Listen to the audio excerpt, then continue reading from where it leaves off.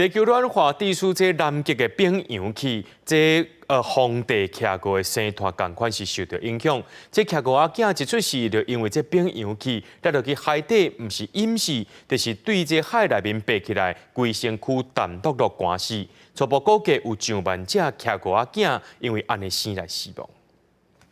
风地徛牛爱靠稳定的海冰来饲囝。根据科研组织英国南极勘测一项上新调查，发现自2021年冰山涌起，风地徛牛的生态地受灾难性损失，敢若5分之生态地有4只徛牛出事。 The key finding is that emperor penguins nest on sea ice, and they need that substrate to last beyond December in order to support their breeding season successfully. So if it breaks up earlier than early December, the chicks will actually fall into the sea and they will drown. If they manage to scramble out of the sea, their plumage will be wetted and they'll die of hypothermia.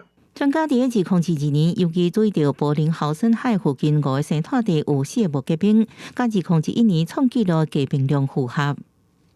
Across the whole of Antarctica, there was 2.7 million kilometres square of sea ice lost compared to what we would have expected for the same time of year. So that's about the same as 10 times the area of the United Kingdom. 专家针对南极洲已经知影造成的地点，包含流落的粪便等范围初步分析，南极洲是差不多30万对。